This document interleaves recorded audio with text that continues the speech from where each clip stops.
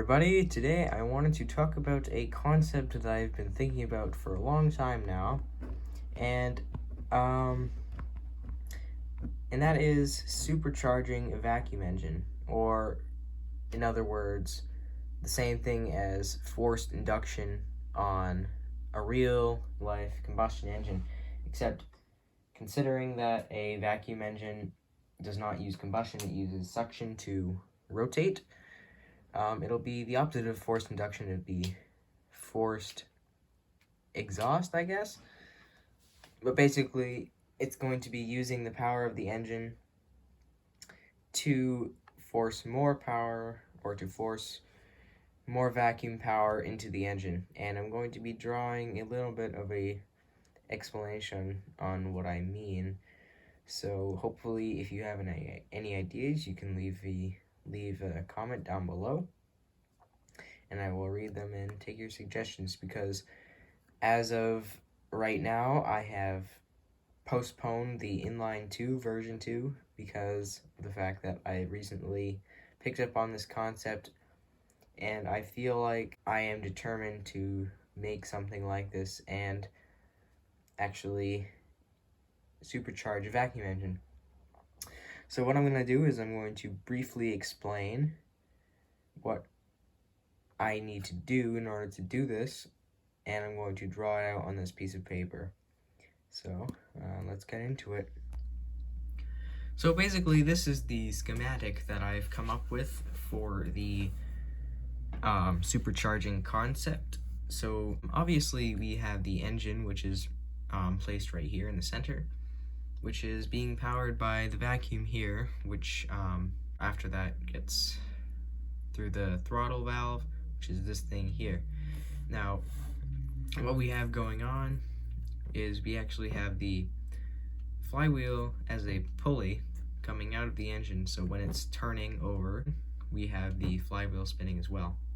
And it'll have to spin in the counterclockwise direction in order to feed the turbine properly. And right here we have the turbine, obviously, and it is being powered by the smaller pulley, which is right here. So this will actually be spinning faster than the engine. So as you can see, it's a turbine, and it spins in this direction so that it'll take the air from here and force it out here, because it has no other available sources of intake rather than the air that is in the engine. So it'll suck from there and it'll blow out here. So it's basically like a second vacuum connected to the engine, much like a supercharger on a real engine is powered by the engine itself, and it'll go a specific speed according to the RPM of the engine, which will lead to a steady power output.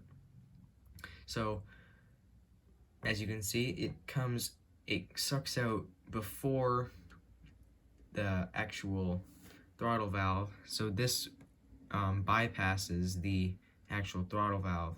So as you can see, we have the power from the vacuum, which is these arrows here, which goes out, and obviously it's being controlled by the throttle. However, this suction from the turbine does not actually get regulated by the throttle valve, rather by the RPM in the engine. This is basically to allow the maximum amount of suction from this turbine in order to not limit it, because if you feed it directly into here and let it go through the throttle valve, then it'll actually be limited and you won't have a lot of power output from this, and it wouldn't be very efficient. So that's why it goes past this and directly into the engine, or directly out of the engine, but that's just what I'm saying. So like I said, this is a supercharger because it does not rely on the output of the engine, but rather the rotational output of the engine, like a supercharger on a real car. To recap, we have the engine spinning by the vacuum, which spins the flywheel, which spins this turbine faster than the engine, creates more suction, and goes back into the engine.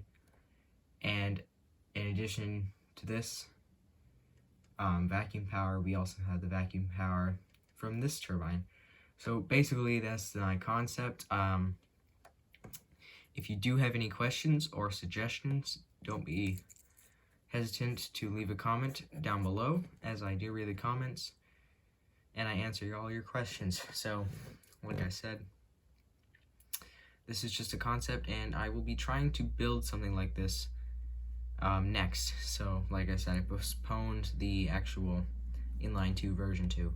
So yeah, that's gonna do it for this one. I hope you did enjoy, and I'll see you all in the next video. See you later.